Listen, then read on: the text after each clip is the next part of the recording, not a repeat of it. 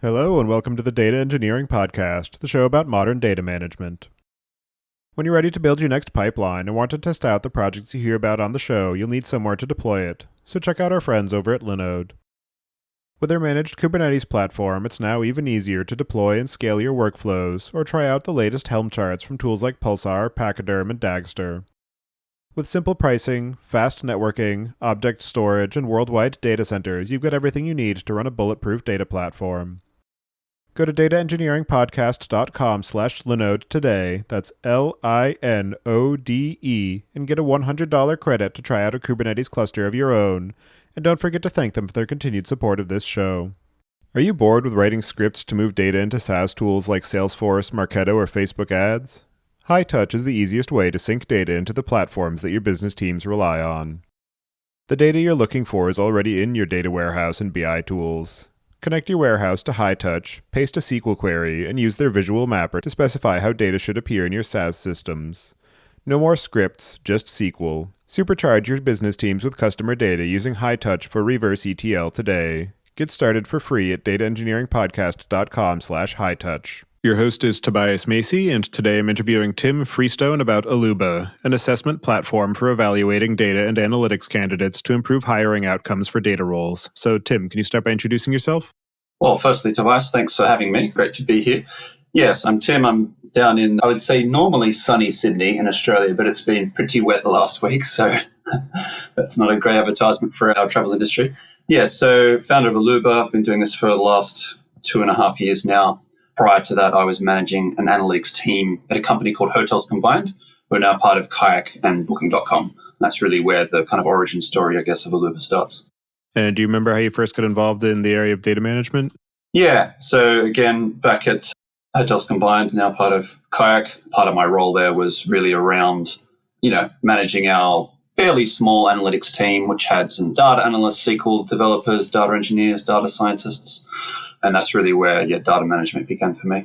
In terms of the Alooba project, you mentioned you've been running that for a couple of years now. I'm wondering if you can just give a bit of an overview about what it is that you're building there and some of the story behind how it came to be and why you decided that this was the area where you wanted to spend your time and energy.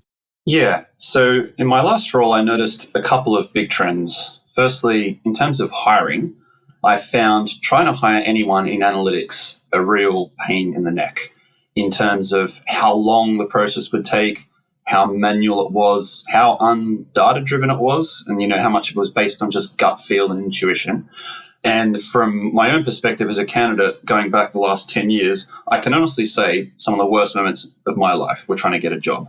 The amount of kind of ghosting involved, lack of feedback, suddenly not getting a job you thought you were going to get. Like, it just seemed like a really unfair process, heavily biased in the favor of employers. That was one big trend. Just hiring in general, I think, is not done that well. The other big trend I noticed was data literacy, and the fact that, let's say back at my last company I worked at, we had 6 or 7 out of 150 of the company were data people.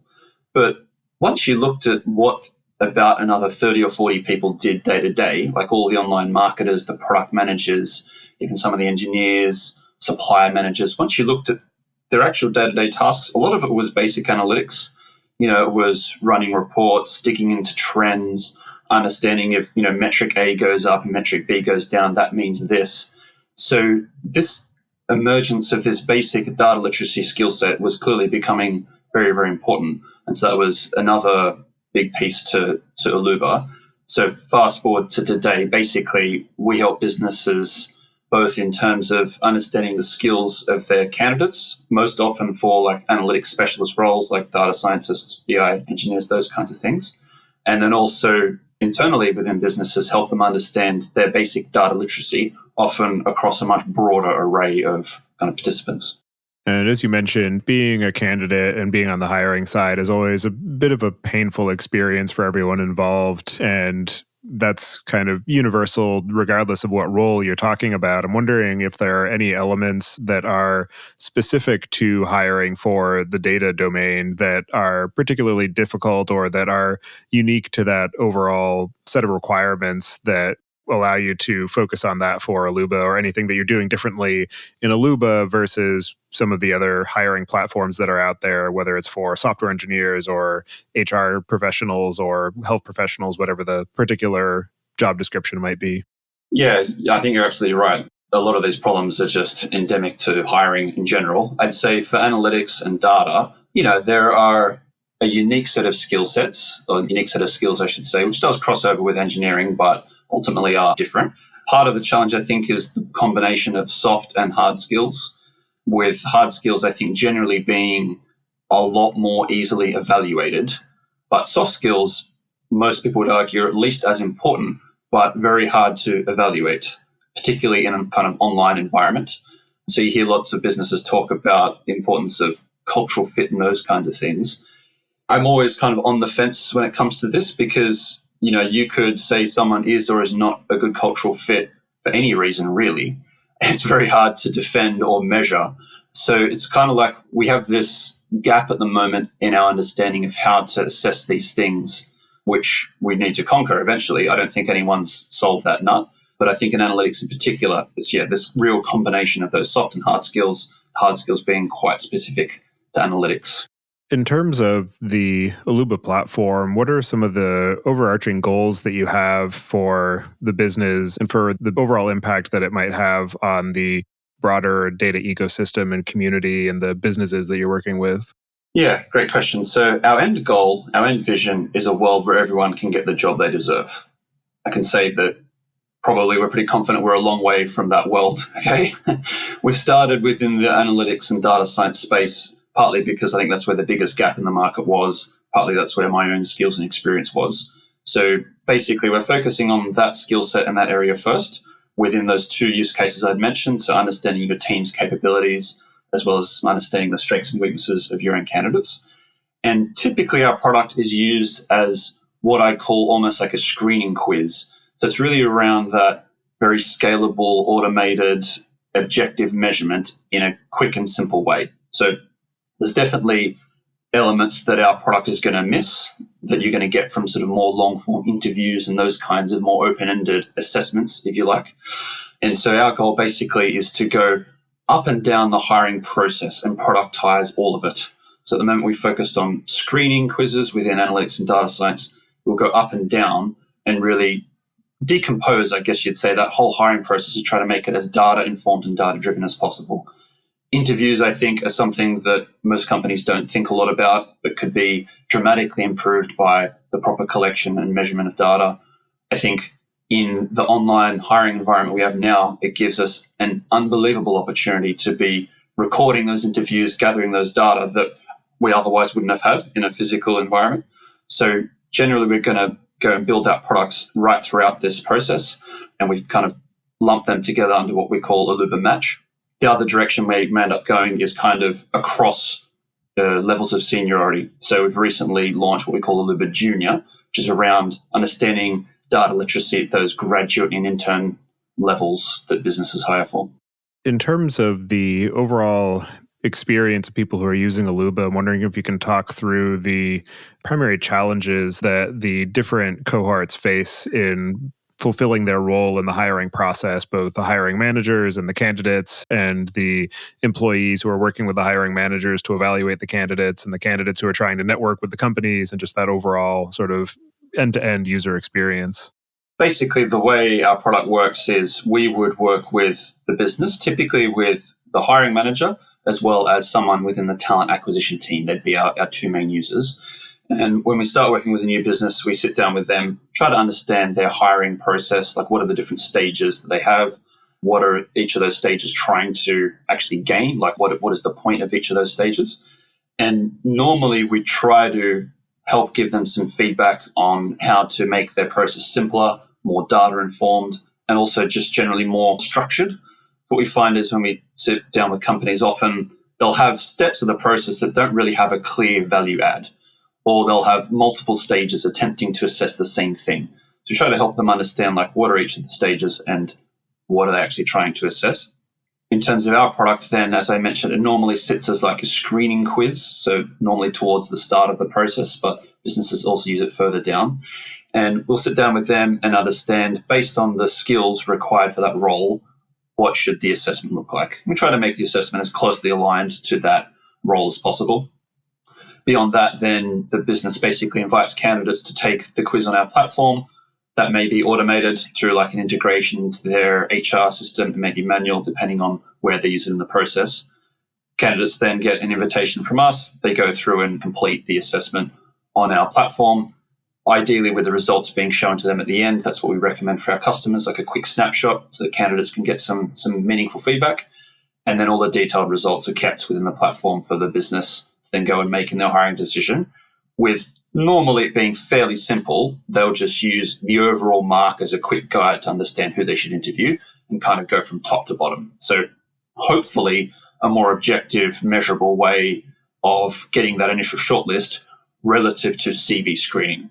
And so that's really the main area where we see a big improvement, is that CV screening step is so random, it's so biased. Depending on what side of the bed you woke up that day, you could either say yes or no to a candidate. We're trying to really overhaul that and get a much more objective measure in those initial screening stages.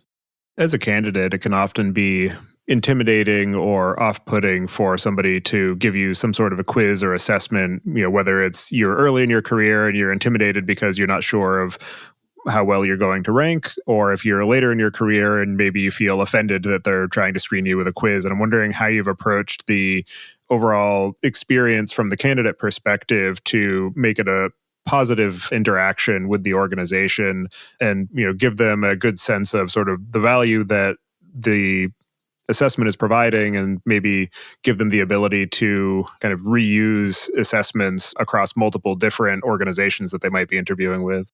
Yeah, this is a very careful balancing act, and I think it's definitely something we haven't perfectly nailed yet. So I can see occasionally some kind of conflicts between what an employer might want and what a candidate might expect. A big one would be like anti-cheating or cheating prevention. So some businesses we've engaged with have kind of expected us to have proctoring, like some kind of live monitoring of the candidate, filming them in their bedroom or whatever, which we would never go down that route because that's just like a bridge too far. So even if you would somehow reduce the cheating rate, it's definitely not worth it because it's just so uncandidate friendly. In general, we've tried to make the experience as candidate friendly as possible. For example, we show candidates their results at the end. So even if you don't end up getting an interview with a company, at least you get this nice snapshot of your performance broken down by each of the skills, as well as this kind of list of what we call areas for review. So specific question topics that they might have answered incorrectly, which they can then go off and do some research on. Next evolution of that kind of end of test screen is basically to have this curated list of articles for each of those topics. So we've kind of gone through the effort to go and find what we think are the best places to learn those things. So that's our general commitment. I'd say, yeah, definitely there are some candidates who aren't going to want to do an online test, I think, definitely as an initial screener. And I think a lot of it depends on the type of company hiring, the role, and the kind of market conditions. So I'd say in the current market conditions, generally quite a candidate-driven market. And so you kind of got to be careful to not deter candidates. Also for really senior roles, definitely there'll just be a set of candidates who say, yeah, I'm not doing this, which we get. So like businesses have to be pragmatic and I guess use Alooba in the best situations for them. In terms of being able to ensure that the assessment is useful and providing value, you need to be able to have some kind of universal rubric across the different candidates so that you can establish a useful baseline for the organizations to understand how the various candidates might relate to each other in terms of their strengths and skill sets, and for the candidates to be able to understand sort of what is it that this organization is actually looking for as far as a skills capability. I'm wondering how you've approached that problem of being able to set a useful and consistent baseline and have a way to be able to draw those comparisons in a very practical and pragmatic way without bringing in any sort of opinions or biases into the equation. Yeah. So the way we approach this basically is that each assessment that a customer creates is customized for them, choosing from our bank of 3-ish thousand questions. Then each candidate who takes that assessment basically faces the identical testing conditions in terms of the questions, the order of the questions, the amount of time they have to complete it. Everything is kept constant, which then means that the results hopefully are quite easily comparable, basically an apples for apples comparison. Additionally, what we have, as you can imagine, is a lot of historical data around how candidates have gone, taking those particular questions that are in any given test. So we have a pretty good sense of what a normal mark would be, let's say an average mark for that exact assessment. And we also know what we call the Alooba benchmark, which is like our predicted 90th percentile. So for a normal cohort of candidates under normal circumstances, we predict, let's say 65% will be that 90th percentile. And that's the basic feedback that we give to customers. Then in terms of the objectivity, almost all our test types are automatically graded. So we've written the questions in a way such that there is a uniquely right answer and that we can arrive at that automatically and mark it so that we kind of remove that subjectivity from the table. We have some more kind of open-ended questions where businesses sometimes use those, and there's a bit of manual grading involved, but for the most part, 95% of the questions are going to be automatically graded. So that's nice, consistent, and objective measure. And as far as being able to build out that set of questions and assessments, I'm wondering what you have used to understand what are the useful pieces of information to signal somebody's capabilities and skills for a given area and be able to actually have a useful sort of signal to noise ratio in terms of I'm able to answer these questions well, and so I'm able to actually demonstrate that I understand this area versus I'm just very good at taking tests, and so I'm able to make educated guesses and score highly versus not necessarily being an expert in the domain. Yeah, good question. So basically the way we approached our content development was to try to take as pragmatic an approach as possible. So we engaged with data analysts, data scientists, data engineers, working across a variety of different companies in different industries in different countries, and basically said to them, okay, well, what are the most important things that you use in your day to day? So the most important skills, topics, concepts that are just absolutely essential to you doing your role as a data analyst, data engineer, data scientist. So that was our kind of starting point. So I guess like the opposite of a textbook approach, we just went for what is actually practically used. We also had an understanding of what are the skills in demand from customers based on all the job ads that are out there, and all those kind of skills that are listed, and then all our face-to-face conversations with customers. So we got a sense of like the demand for skills, and then from both the kind of workers and then also the employers, and built out that content. So that's our general approach, is to do it that way.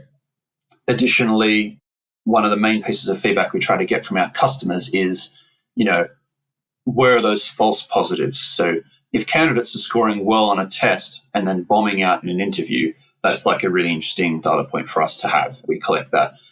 I have to say, generally, that's where we're doing quite well, and that's what customers normally trial during our trial period is looking out for those kinds of things. And I think assessment is kind of hard to game, I would say. We like to call ourselves the Jeopardy of Alooba quizzes. Like, we're just asking people knowledge and fact-based questions about their domain. So, either you know it or you don't, basically. As far as being able to sort of give good coverage of different domains, how do you work to kind of break down those questions or give organizations who are putting together their specific skills assessment useful guidance in understanding which questions to select for a particular candidate role, and making sure that you don't just kind of exhaust the candidate in, saying, we're just going to ask them all 3,000 questions? So we basically onboard each customer one by one. So we have a sales process. And during that process, we would normally help them build out the first few assessments for their first few roles. Within the product itself, we also have these kind of guardrails, I guess, in terms of like how much time per question candidates have, how long the overall assessment is. We try to recommend it within a certain zone that we know through data basically works pretty well. In terms of skills to roles, the way we also do it is we allow customers to kind of pre-fill our assessment builder using like a role-based template. So that, for example, it would be very hard for a customer to give a BI developer some deep learning questions, as an example, which would kind of be off point. Yeah, so we kind of help them to do that. Also, we're helped by the fact that the main users we recommend to go on and kind of maintain those assessments and build them out in the future are the hiring managers themselves, and then talent acquisition, who might not have the kind of deep market level knowledge are more responsible for kind of the candidate administration and those types of things. And so, digging more into the actual Alooba platform, I'm wondering if you can talk through some of the ways that you've designed the system to be able to manage the assessment tracking, the data points that you're collecting, some of the analytics that you're using internally to understand how effectively the system is working, some of the data collection that you're doing with the organizations that you're working with to feed that back into your system, and just some of the kind of iteration cycles that you've gone through to be able to build out the platform, verify its effectiveness, and then improve in the areas that you've identified weakness. So I guess we get a few interesting data sets that we are using at the moment to make most of our decisions. So one is just face-to-face conversations, face-to-face. Let's say face-to-face in the world of a pandemic, so video to video. That is, I think, the most valuable data set for us, like actually speaking to customers as part of the sales process, the onboarding process, catching up with them once they're starting to use the product. Like, there is no substitute for that direct feedback. And I think no level of click stream analytics will ever give you as many insights as just speaking to your customers. So that's home. Second part is we use like a UX online testing platform whereby we can expose our product again and again and run tests and trials on basically our target user, target market of people who've never actually seen our product before. So like getting in front of this fresh set of eyes again and again. And that really helps us with a lot of kind of UX types of issues. We get a lot of really useful feedback directly from candidates. So at the end of the test, we basically ask candidates these set of questions as well as an open-ended set of questions as well. And so that's been like a real treasure trove of data for us to continually improve the candidate experience and making it as kind of simple to understand as possible. And then we have our own product analytics around, what people are clicking on and where they're landing and those kinds of things as well, which has been really, really helpful. But yeah, definitely the direct from the horse's mouth customer-based feedback has been, I guess, the most informative, although the most unscalable. And then in terms of the sort of design and goals of the system, I'm wondering how those have changed and evolved from when you first began working on it to where you are today, and how the sort of user interactions and user interviews that you've done have helped to guide that evolution. Definitely the original use case that we had was more around the hiring use case and understanding, candidate skills in a very easy to understand manner. So that is what we've done. But what we now call Alooba growth, which is understanding your team's capabilities, has ended up really kind of taking off more than what I would have thought. And so there's a lot of crossover between those two things, like understanding the skills of a candidate and understanding the skills of a participant in your business. But then there's a lot of insights and a lot of, I guess, ways of presenting the data, which are going to be quite different depending on those two use cases. And so we've gone off and kind of built out separate dashboards and front ends to display those insights in a different way for those different target audiences. Also, we've found generally when assessing people internal to a business, it's a little bit different in terms of wanting to keep the intimidation factor down as far as possible, wanting to kind of get that buy-in and making sure that everyone within an organization knows why they're taking this Alooba quiz and what the benefits are, and like really a lot more of a sales job on terms of the why, which has actually, I think, helped us on the hiring side indirectly, because we've kind of thought more about selling this from the candidate's perspective and making it as kind of friendly as possible for them as well. Given that you're building a business that is aimed at helping other businesses hire people in the data and analytics space, and you're using data and analytics to run your business, I'm wondering what are some of the ways that you've actually used Alooba to help build Alooba? Yeah, well, I mean, for our own hiring straight off the bat, so at least for the last year, we've used Alooba even for all our software engineering hires. And that content that we built out for our own hiring has actually become really useful, because what we've noticed is that a lot of data engineering roles are almost bordering on a software engineer with a kind of data specialization. So a lot of that content that we built out more for our own internal hiring has actually been really useful in the product. The other big areas which we're seeing internally is more around kind of validating growth in someone's knowledge. So I like to say at the moment in life, we have not so much a knowledge gap, but an action gap in our decisions on what we do day to day. And so what we're quite big on here is like, for performance reviews and performance plans, setting about goals and being able to measure whether or not those goals have been attained. And so I think an Alooba quiz is a great way to do that internally by being able to say, you're at X level and now you're at Y. And that was, your goal to get there over the last 6 months. And so that's, also a way we're using Alooba internally. Struggling with broken pipelines, stale dashboards, missing data? If this resonates with you, you're not alone. Data engineers struggling with unreliable data need look no further than Monte Carlo, the world's first end-to-end, fully automated data observability platform. In the same way that application performance monitoring ensures reliable software and keeps application downtime at bay, Monte Carlo solves the costly problem of broken data pipelines. Monte Carlo monitors and alerts for data issues across your data warehouses, data lakes, ETL, and business intelligence, reducing time to detection and resolution from weeks or days to just minutes. Start trusting your data with Monte Carlo today. Go to dataengineeringpodcast.com/Monte Carlo to learn more. The first 10 people to request a personalized product tour will receive an exclusive Monte Carlo swag box. So you mentioned early on that beyond just being able to evaluate candidates, you also have a system for being able to evaluate the overall data fluency of the organization in order to understand how you might be able to leverage the data assets that you have within the business, some of the types of trainings that you might want to do for people who aren't specifically a data-focused role. I'm wondering if you can just talk through some of the types of assessments that you're doing there to be able to establish that baseline and some of the ways that that information can be used within an organization. So businesses engage us typically when they are thinking of training and learning and development. So they're at this stage of going, okay, well, we know we have this budget. We know we're going to want to train people in something, but train them in what? So that is the ideal use case of Alooba, is to, instead of just saying, hey, everyone's going to get this training, why not collect some data first and understand where the actual strengths and weaknesses are, and then use the budget to train people where they're weak.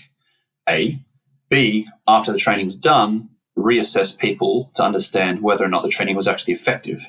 So that's really the two main trigger points, is getting that initial baseline and then measuring the efficacy of that training program. And that has been most often done in broader data literacy skills. So not necessarily for analytics specialists, but for that kind of basic skill set that almost anyone would need in any role across a business. That's generally where we've been engaged.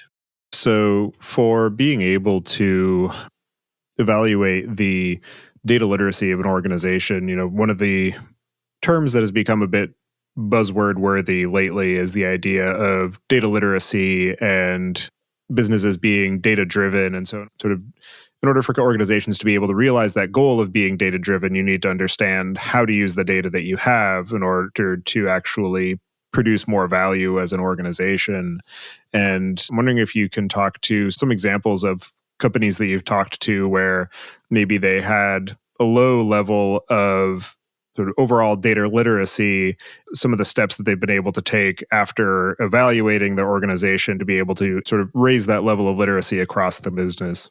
For us, it's mainly around that kind of measurement piece. And then the way our customers deal with that is to put in place those kind of customized learning and development plans, and then remeasure how well they've gone at kind of teaching their cohorts, whatever those skills gaps were. Beyond that, that's not really something we get involved with in terms of the actual implementation, and we leave that to the consultants. So there are sort of two sides to the overall hiring process, where you've got the candidates, you've got the hiring organizations, and there's always a lot of kind of fear, uncertainty, and doubt involved in that process from both sides. And I'm curious, what are some of the useful hiring practices and candidate sourcing techniques that you've seen to be able to improve the transparency of the process so that both sides can get a more positive experience and a more beneficial outcome? Transparency is a huge one, because I think the status quo in hiring is complete opaqueness, with the employers basically holding all the cards and not really revealing anything. So what we envision, which is not necessarily what's done at the moment, is as a candidate is applying for any role, that a business would incredibly transparently lay out what all the different stages are, A, what the intent of those stages are in terms of What's the benefit to the company? Like, why are they doing this stage? Like, you have this interview. What is this interview about? Is it about soft skills? Is it about hard skills? Are you trying to ascertain X, Y, Z? So laying out very transparently all those stages and how long they'll take in terms of time commitment from the candidates and how long the overall process will take. I think that's where we need to get to. To be honest, I haven't actually seen any employers lay it out in that level of transparency, at least not at the application stage. Sometimes when you speak to someone for the first time, they'll kind of run you through those steps. But that kind of uber transparent, here's everything that's going to happen, is not generally done at all, which I think is where we need to take hiring. And that's really what we're going to look to productize over the next couple of years, is just that very transparent process where we can have all these different stages, measure each stage, understand how long each stage is going to take, who's involved, why. Part of the issue, I think, why companies don't do this at the moment is they haven't thought that far ahead often. Like, so many times, the goalposts will be moved during the hiring process, and there will and won't be people available for different things, and they'll kind of add in stages. And we know this ourselves because we kind of run a recruitment service, so we see our companies just chop and change at the drop of a hat. So I think we need to get to that point where hiring has been thought of so systematically that each of the stages can be kind of set out in stone, measured properly, automated where possible, and we can get this beautiful, transparent, measurable process where people get treated fairly and objectively.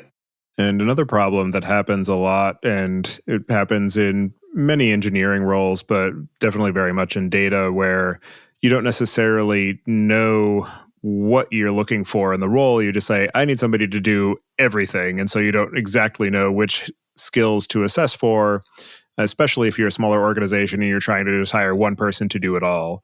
And I'm wondering what you have seen as some useful methods to help break down the actual requirements for an organization and the skills that they need their candidates to have, or being able to understand when all of those skills might be able to coexist within one person versus needing to say, no, we actually need to hire 2 or 3 or 5 people to be able to fit all of these different use cases and needs across our organization.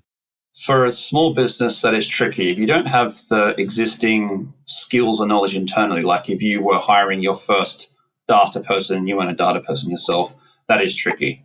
I feel like, the concept of a data person as a unicorn has kind of died by now. Maybe a few years ago, it was more the fact that you had to somehow know machine learning and build data pipelines and visualize stuff and do presentations and all that jazz. I feel like that's kind of gone now. So it is going to be tricky for any business if they don't have those skills internally. I think you can kind of look to the market. Like, if you just look at 20 job ads for data analysts or data scientists or data engineers, you'll get a sense of what at least those titles normally convey in the market on average to the typical business for the typical candidates. And you get a sense of where you're likely to find those skills. But yeah, other than that, I would be getting some, guidance from any colleagues you have who are kind of experts in those areas to know what skills tend to go with other skills and what skills generally don't, and where you're likely to get your kind of best bang for your buck. That's where a good recruiter can come in, actually.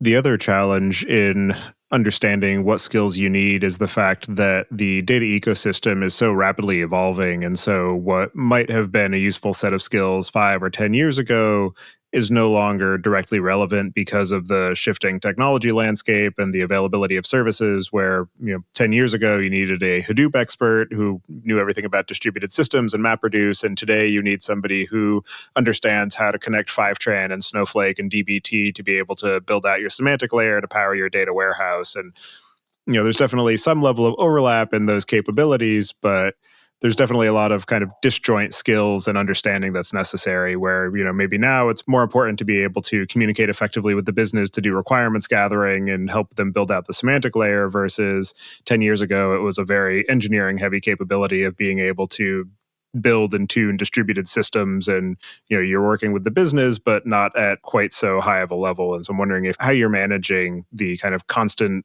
upskilling and evolution of skill sets that are necessary to work effectively in this kind of constantly shifting technology landscape. Yeah, this is a tricky one. I think there are a staggering number of tools now out there. I mean, really an amazing number. We've generally tried to approach this by not going with like tool specific questions and assessments, but rather trying to focus on like the core concepts and keeping it tool agnostic, because the evolution is so quick. I don't think we could actually keep up. We would need such an enormous number of questions in our bank. It would kind of crush us. And the other thing is we've generally found that businesses were happy to hire candidates without experience in tool X, as long as they had experience in a tool like X, if that makes sense. So as long as they could visualize data, they didn't care whether it was in Tableau or Power BI. As long as they'd written SQL, they didn't care whether it was MySQL or SQL. So we've tried to keep everything kind of like tool agnostic to then make it more scalable, and also be able to give every candidate the same opportunity, rather than forcing candidates to, let's say, here you go, produce this visualization in Power BI. Like, well, I've never used that, but I've used Tableau for 5 years. Clearly, they could pick it up pretty quickly if they wanted to, within the confines of a timed test. It's going to be quite hard. So we try to keep everything kind of tool agnostic. That's our approach to that. In terms of the bank of questions and widely they're being used or how effective they are in being able to vet the candidates, I'm wondering what your process is for understanding when a question is actually not helpful or it provides a negative signal in the hiring process, and the kind of utility of being able to retire those questions and understand why they're not useful and inform the future creation of questions as you continue to build and evolve the platform. Yeah, so I think our, let's say, content analytics is reasonably nascent. I think there's a lot of areas of improvement for us there. A couple of data points we look at the moment are things like, so we have this question flagging feature. So a candidate can flag a question within a test or report it, and then at the end of the test, they'll give us a bit more details on why they reported it. So that's just, I think, the most useful direct set of feedback from candidates. That could be any number of things. It could be they thought the question was confusing, poorly worded. Maybe it had a spelling error. Maybe they didn't think it was relevant. It's basically up to them. So that's a very useful data set which we use to either modify or, as you say, retire questions. Another kind of more automated metric we collect is the correct answer rate. So questions that almost every candidate gets right, almost by definition, are pointless because they have no information. Like if the question was, what color is the sky? Blue, green, red, yellow. Everyone clicks blue. That's just a waste of 30 seconds of a question. We could have included something else. So questions with a really high correct answer rate, we get rid of. Really low correct answer rates is quite an interesting problem, because I think it could indicate two different things. One is either a question that's quite confusing, like if almost everyone gets it wrong, like something unusual about that, or it could be a really, really good question that differentiates between someone who has really expert knowledge and good knowledge. So for those kinds of questions, we put more into like a manual review process to go through and check out and see, okay, is this question wrong? Or is it just actually a really good question we need to keep in? So there's an interesting conflict there. The other more kind of anecdotal feedback we get is just directly from customers and hiring managers themselves, when they either tell us about specific questions or engage with our question bank feature and add their own content within the platform. That's a really interesting insight for us in terms of like, well, why are they adding all these questions? What are the gaps in our content that means they would need to add their own questions? So that's also a really useful bit of feedback for us. In terms of the reduction of bias and increasing equity in the hiring process, it's definitely useful to have an anonymized kind of question and quiz interface so that you can have a consistent baseline. But then there is also still the implicit source of bias in that not everybody has equal access to internet or time availability to be able to actually complete an assessment of this nature. And I'm wondering how you think about that aspect of equity and inclusion and some of the ways that organizations might be able to help in either providing them access and time as part of the interview cycle to be able to conduct the assessment, or ways that you as a platform can maybe give people ways to chunk up the time that they spend on the questions to distribute that time requirement in a way that suits their schedule better, and just some of those aspects of the kind of inclusiveness of the hiring process. Yeah, great question. I think this is something, again, we've only partially solved and touched on, and generally have left up to the behest of our clients, but I think we can improve a lot on. In terms of our own platform, so we have these kind of quizzes that even if they're part of an overall assessment can kind of be broken down and done separately at separate points in time. So typically, as long as a candidate can carve out half an hour, that should be sufficient to sit down there and focus on it. Customers can also allocate an extra time to candidates on like a case-by-case basis. It does start to get tricky because we're also trying to keep this kind of level playing field and have all the conditions identical for everyone, but then some candidates are going to need extra time to kind of get back onto the level playing field. So it is something that I don't see an obvious right answer for, behest of the clients and how they do that. And then I guess the other aspect is just trying to think about like our platform and our approach relative to the status quo, which is CV screening with someone looking at a CV for 5 seconds and basically saying yes or no, and a CV which contains, so much personal information about a candidate that is obviously the known cause of bias. And so we try to compare ourselves against that incumbent process rather than, a perfect world that we're trying to create, but definitely aren't there yet.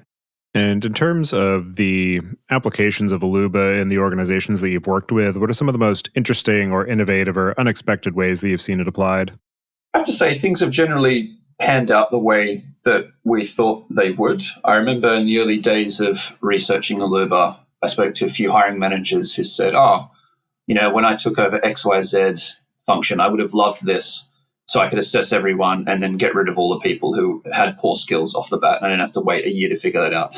Thankfully, that's not been the main use case of Alooba so far. It's been a bit kind of friendlier than that. So I have to say, no huge surprises in the way it's been used, either to assess candidates or to assess teams. And in your own experience of building and growing the Alooba platform, particularly given that you started it around the same time as the pandemic, I'm wondering what are some of the most interesting or unexpected or challenging lessons that you've learned in the process? You're right. We've basically scaled throughout the pandemic. Like we raised our seed round literally the day that Sydney was going into lockdown last year. So it was just perfect timing. I'd say the biggest challenge has been team building, actually, and scaling out a team of people working in their bedrooms in like 8 different time zones in 8 different cities throughout the world, and having that kind of togetherness and building that culture of the business remotely has been incredibly hard. I don't think we've quite figured that out yet. So generally team building, I'd say, has been the biggest challenge. There have been actually some opportunities in a sense that the pandemic has thrown up because everyone's doing sales calls and onboarding remotely. It's kind of leveled the playing field. The fact that I'm sitting in Sydney and not in San Francisco doesn't really matter because I have the same opportunity as anyone else. So there's actually been some upsides. I think we've gotten some global expansion quicker than what we otherwise would have because, having sales calls online has been completely normalized. So, definitely some challenges, but also some upsides as well. For organizations who are looking to hire on data professionals and they want to be able to set an equitable baseline across their candidates, or for candidates who are looking for jobs in the data space, what are the cases where Alooba is the wrong choice and they might be better suited either building out some in-house set of assessments or tailoring their interview process, or for candidates just, rely on the time-honored approach of just networking with the different companies? Yeah, I'd say Alooba would be the wrong choice in a couple of scenarios. One would be really senior roles. So if you're hiring maybe, let's say, a head of, the only reason I say that is not because we wouldn't be able to derive insights, but because there's just going to be an expectation from candidates that they wouldn't have to complete the test. Like there's a certain level that you get to where you just don't expect that. You wouldn't give a CEO of a bank a test, right? So that's just the market conditions rather than the lack of insights, I think. Likewise, any roles where there's a very tiny number of candidates for whatever reason. So it might be really senior roles, or if you're in a market where there's just no candidates available, then I wouldn't necessarily use Alooba in the same way that some of our other customers do. Likewise, if there are roles within data, not that I can think of any, but roles that are mainly soft skill based roles, like a sales role, I find it very hard to understand how we would assess for something like that. But as long as the role's within analytics and has that core kind of fundamental skill set, I think it can be used reasonably well. And as you continue to build and grow out the Alooba platform, what are some of the things you have planned for the near to medium term, or any projects that you're particularly excited for? Yeah, so I think one of the most consistent bits of feedback we've gotten from the market, let's say, is that businesses are often more interested in a more holistic solution to their problem. So, yes, our kind of screening quiz platform solves a problem as part of the hiring process. And for bigger organizations, that's quite a big problem, especially when they hire tens or hundreds of roles a year. Like, we've solved a problem for them. But then there's a lot of other steps of that hiring process in terms of sourcing candidates, other screening parts like the interviews and all those types of things. And where we've found a lot easier traction is with what we call Alooba Match, so like a matching service for analytics and data science roles. So we are basically going to start productizing that whole process in our platform. And I think that's really where the huge growth is over the next few years, is in, setting up a way for us to set up interviews in our products, to record those interviews, to have a proper measuring rubric for those interviews, and then a much more holistic assessment of candidates. So not just the kind of screening quiz, but also those interview processes. And then automating all the time wasters in the hiring process. It's like interview scheduling. God, that's just such a waste of time, like back and forth between candidates and hiring managers and whatnot. So all these different basic stages of that hiring process, which we're going to either automate or at least embed into our product, measure the right things about that stage of the process, and then roll out, basically what we call a loop match. And that's where we're going to focus on next year. And are there any other aspects of the overall process for being a candidate to a data position or hiring for data professionals, and the ways that you are using Alooba to help to smooth that overall experience that we didn't discuss yet that you'd like to cover before we close out the show? I think, again, just to touch on Alooba Match for a second. So this is a recruitment service we run for analytics and data science roles. And so very much powered by our core assessment platform in the way that we can assess candidates at scale. But then we've kind of matched it with the kind of high touch interview process and requirements gathering with the business and those kinds of things. So it's like a recruitment service, but data driven one. And that's really where we're going to take the product over the next year. I feel like that solved quite a few other problems for customers in addition to the skills assessment. One is mainly because when we do that, we source candidates very, very widely and very aggressively, a very wide top of the funnel. And we funnel all those candidates through our assessment quiz, which is really scalable and quick. And then we interview them with an expert for that role. So by the time you present a candidate to a client, they're kind of pre-qualified in a way that's atypical for traditional recruitment companies. And that's, where we're getting a lot of traction there, is that more holistic recruitment picture, which we're going to automate and productize over the next 6 to 12 months. All right. Well, for anybody who wants to get in touch with you and follow along with the work that you're doing, I'll have you add your preferred contact information to the show notes. And as a final question, I'd like to get your perspective on what you see as being the biggest gap in the tooling or technology that's available for data management today. Data dictionaries are always something I hear about, but never actually see implemented well. So the amount of upskilling and knowledge that someone has to have coming into an organization and getting exposed to the data, be it in a warehouse, in dashboards, and here and there and everywhere. Like, if there's going to be some way holistically to solve that in the future, where anyone coming on board just gets this quick snapshot, here's all these definitions of all these things, here's how they work, here's how you access data in X, Y, and Z, like an actually well articulated and embedded data dictionary, I think that would be an amazing product to have and to see in the marketplace.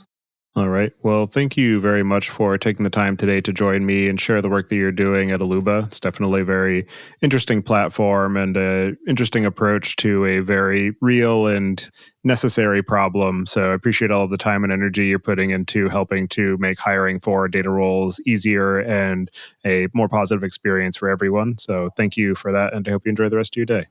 Thanks so much. Thanks for having me.